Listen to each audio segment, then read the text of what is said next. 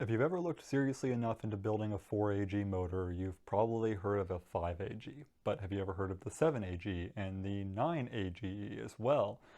And what the hell are all of these variants? Well, today I'm going to tell you everything I've learned so far about all of these variants and why they matter.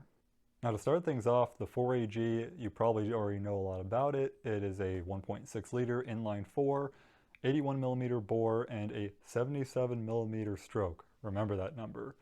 Now, the point of the 5A-GE is that it's a stroker kit for the 4A-GE.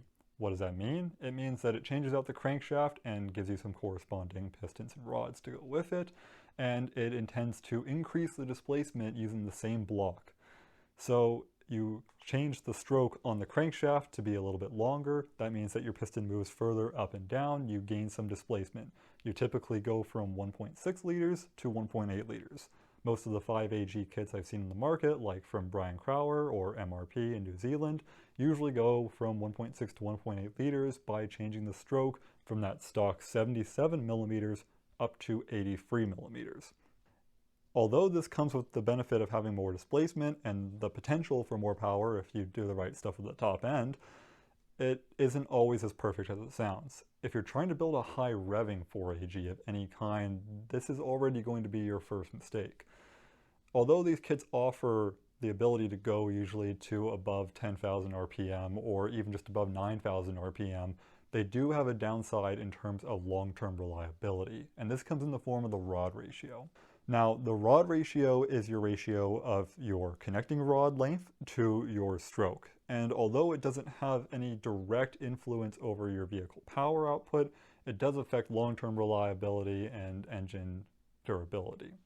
Now, D4A has a much better video on rod ratios than I could ever make, so if you really want to know more about rod ratios, go check that one out first. But if you're trying to build any kind of high revving 4A-GE, what you need to know is that you want the rod ratio to be as close to stock as possible, if not higher than stock.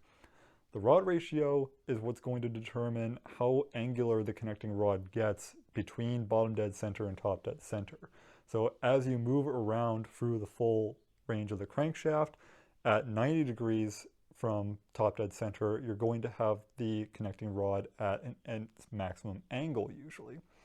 And the more angular the connecting rod gets throughout its travel, the more it's going to push against the cylinder wall. In other words, if the connecting rod is in this direction and your piston is moving up and down this way, it's going to exert a force in this direction. The more angular it gets, the more it's going to exert a force against the cylinder wall, and the less up and down that force is going to be.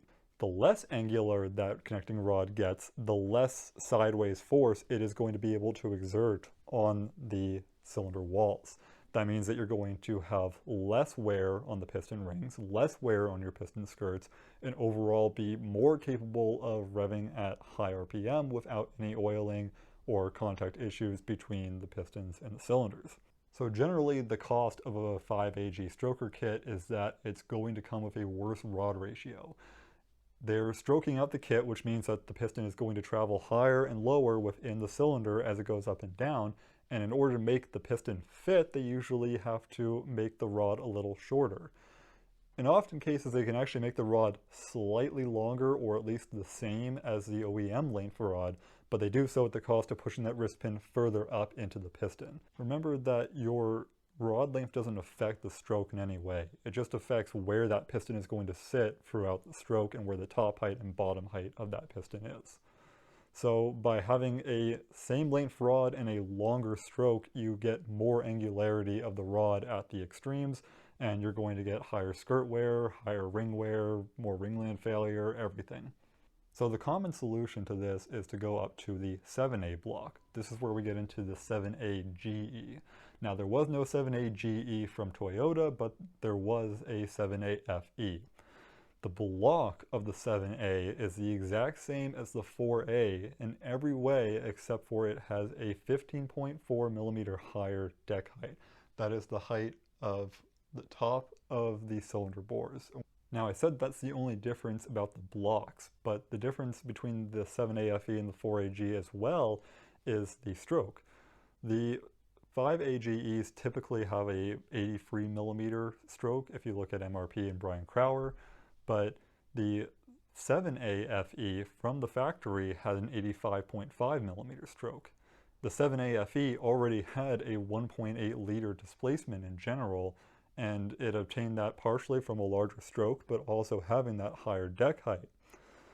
Now, that higher deck height really just enables them to use a longer rod and let that piston sit higher up in the bore normally than it would. In other words, it's not going to come as far down and as close to the crankshaft. Now, the reason a 4A-GE is called a 4A-GE is because you can bolt any of the 4A-G heads onto a 7A block with no problem. But again, the big benefit and the ace up the sleeve of the 7A block here is that higher deck height. We can now run any of these stroker kits in the 7A block just as if they were in a 4A block, but now you have a higher deck height. Now you can run a longer rod and you can help correct that rod ratio and bring it back to stock. That higher rod ratio means that you can have better reliability in the long term, especially if you're revving to high RPMs. So if you're building a 4A-G that's supposed to rev to 8, 9, 10, 11,000 RPM, it can now be done a little bit more easily and a little bit more reliably in the long run because you have that extra deck height. Now, before we talk about the 9A-GE, I just want to mention that the stock crankshaft on the 7A already has a stroke of 85.5 millimeters. This is already a little bit more than our 5A-GE stroker kit at 83 millimeters and definitely a lot more than our 4A-GE at only 77 millimeters. So you're already getting a bit more displacement out of this, but you have that extra deck height to increase the rod length as well to keep that rod ratio at stock, if not slightly higher, and get even more benefits out of that. The 9A-GE forgoes this. 9A-GE is to the 7A-GE what the 5A-G stroker kit is to the 4A-G. The 9A-G comes with a 90 millimeter stroke, even larger than the stock size of the 7A crank, and it allows us to run an even longer stroke, but again, we run out of deck height again and cannot get a better rod ratio. So we're left with a worse rod ratio than stock. Again, a worse rod ratio than even the original 4A-GE, but we get that added displacement, usually 1.9 liters, which is why it's called a 9A-GE. So let's go back and summarize. We have the 4A-G, which is just our normal standard motor, 1.6 liters and a 77 millimeter stroke, and a rod ratio of 1.58. You've got a 5A-GE stroker kit, which usually has a rod ratio closer to 1.52, 1.54, worse than stock, but it gets you that added displacement up to 1.8 liters, and it works with a 4A-G block, so you don't have to go hunting for anything else.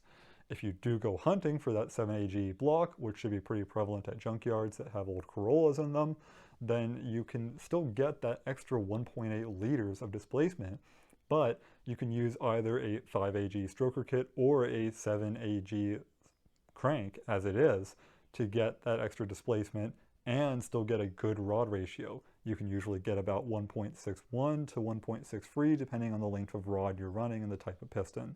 Usually that'll be a little bit more constrained by your compression ratio and the design of that piston. And then on top of all this, you have a 9A-GE that uses an even more aggressive stroker that again forgoes that rod ratio, usually has about 1.52, 1.54 depending on who makes it, to get an even higher displacement out of the 7A block.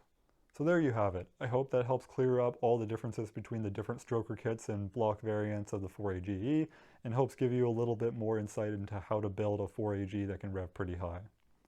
If you're interested in seeing what happens to this 4A-GE, I recommend you stick around for more videos in the future. Thanks for watching.